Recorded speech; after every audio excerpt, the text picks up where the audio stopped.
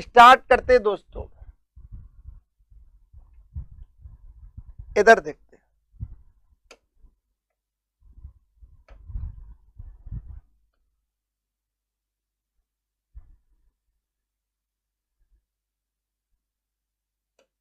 इधर देखो आप, अच्छी तरीके से समझो आप।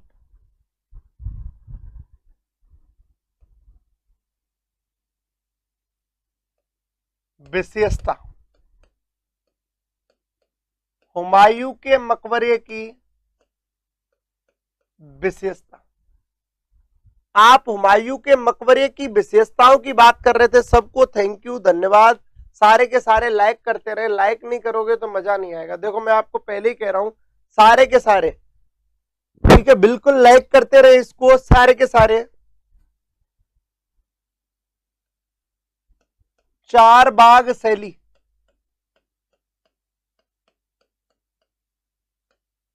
चार बाग शैली में निर्मित है। चारों ओर चार हिस्से में बने हुए बाग है, चार बाग शैली में निर्मित है।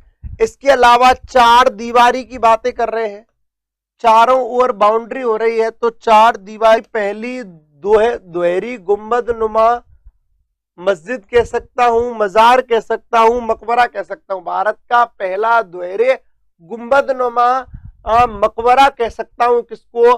हुमायूं के मकबरे को। किसको दोस्तों? हुमायूं के मकबरे को। इसके अलावा इसकी जो तुलना है दोस्तों बीबी खानम के मकबरे से की गई है। याद रखना, बीबी खानम के मकबरे में दोहरा गुंबद था, और यहां पर दोस्तों हुमायूं के मकबरे में भी क्या था? दोहरा गुंबद था। और दोस्तों इस पर पूर्णतया फारसी प्रभाव दिखाई देता है, क्योंकि इसके जो वास्तुकार है वो मिराक मिर्जा ग्यासबेग हैं। मिराक मिर्जा ग्यासबेग दोस्तों फारस से आए थे, इसीलिए फारसी प्रभाव, ईरानी प्रभाव इस पर दिखाई देता है। किस पर? हुमायूं के मकबरे की वास्तुकला पर। तो चार बाग शैली में निर्मित है, चार दीवारी है, दोहरे गुंबद नुमा है, सम्मिति बना हुआ है, लाल बलुआ पत्थर का प्रयोग किया गया है। लाल बलुआ पत्थर का प्रयोग किया गया है।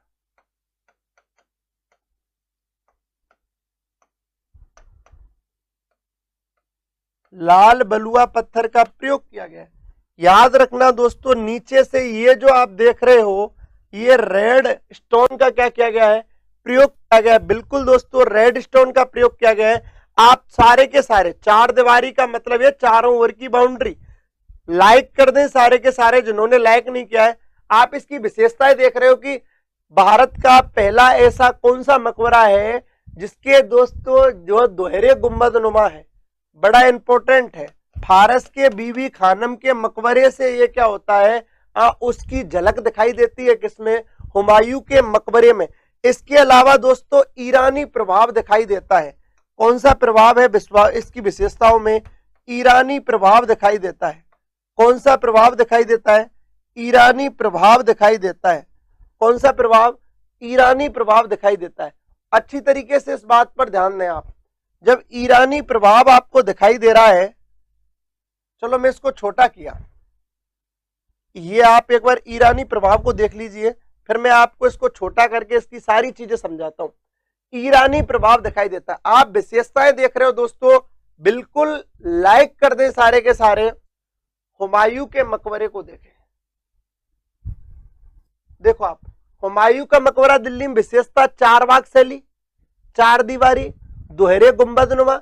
मुंह से बताया है, लिखाया नहीं है। फारस के बीबी खानम के मकबरे से इसकी तुलना की जाती है।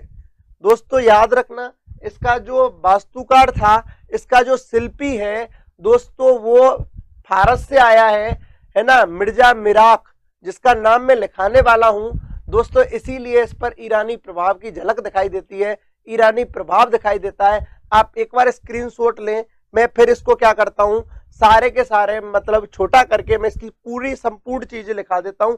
लाइक नहीं किया है आप लोगों ने दोस्तों। 246 लाइव चल रहे हैं और लाइक आए 133।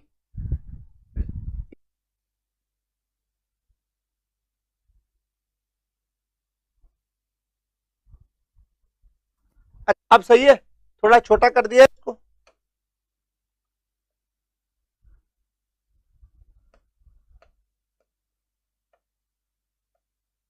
इसके शिल्पी कह लूं या वास्तुकार कह लूं, शिल्पी या वास्तुकार या मिस्त्री ग्यास कहां से है दोस्तों? फारस से है। इसीलिए मैं कहूं इसके लिए कि दोस्तों इस पर ईरानी प्रभाव या फारस का प्रभाव दिखाई देता है, समझ रहे हो?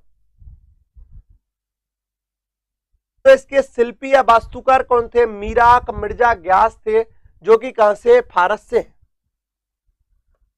और देखूं दोस्तों आगे कुछ चीजें अपन याद रखना, इसको कहा जाता है क्योंकि दोस्तों इसमें 5 अन्य समाधियां बनी हुई हैं। मैंने बताया था किसकी? जहादार शाह की, फर्रुख सियर की, ठीक है, इसके अलावा रफीकुद्दरजात की, आलमगीर द्वितीय की, और दोस्तों किसकी? दारा सिको की। तो मीराक मिर्जा ग्यास की आप बात कर रहे हो, इस पूरे हुमायूं के मकबरे को एक बात और इसको एक नाम और देते हैं। अब वो नाम क्या है? तो दोस्तों याद रखना, भारत में तैमूर वंश का शमशान कहा जाता है। किसको? हुमायूं के मकबरे को भारत में तैमूर वंश का क्या कहते हैं? शमशान गृह कहते हैं।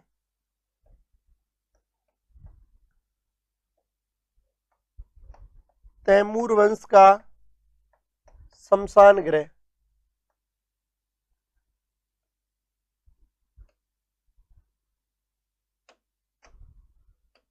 तैमूर वंश का शमशान गृह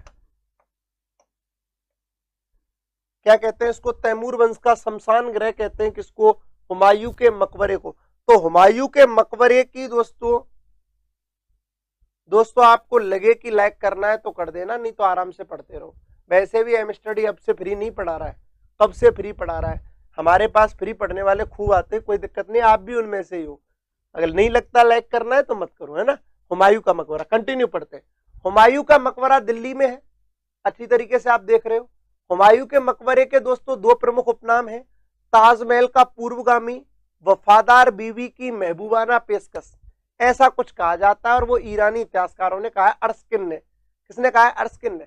अर्शकिन ने तो यह भी कहा था कि हुमायूं कुछ दिन और अपने पिता की गद्दी पर बैठ जाता तो शायद तैमूर वंश का अंतिम शासक यही होता, या तुर्क वंश का अंतिम शासक यही होता। ऐसी कुछ बातें तक कह दी हैं। आगे अपन ने बातें की हैं विशेषता चारबाग शैली, दोहरी यानी कि 4 दीवारी दोहरे गुंबद नुमा बना हुआ है, लाल बलुआ पत्थर का प्रयोग किया गया है, ईरानी प्रभाव या सिया प्रभाव, ठीक है, ये सब इस पर दिखाई देता है। तो आप एक बार स्क्रीनशॉट ले लें।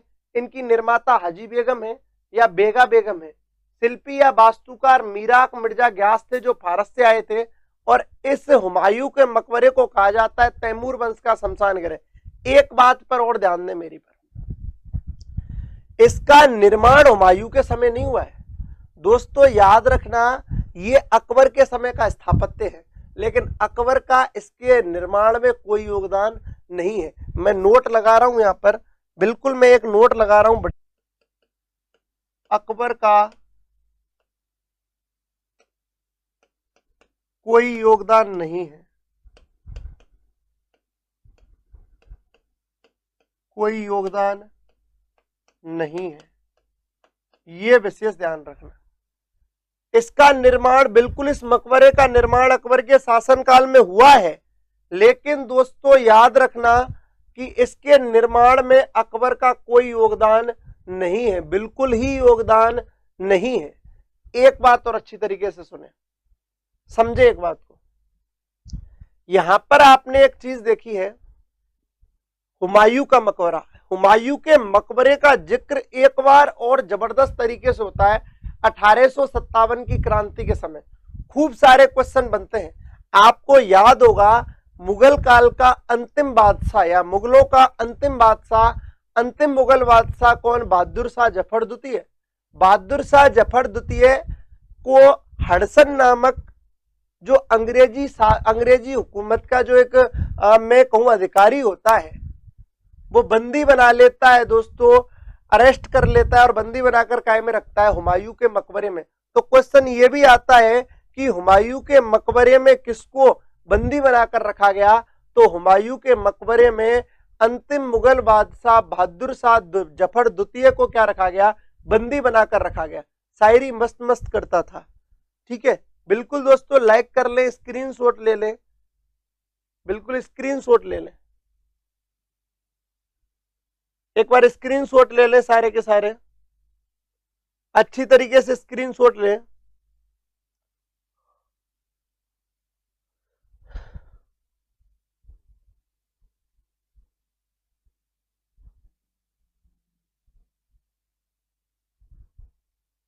ओके, आगे बढ़ते हैं दोस्तों। यहां पर पूर्णतया खत्म हो जाता है कौन सा वंश?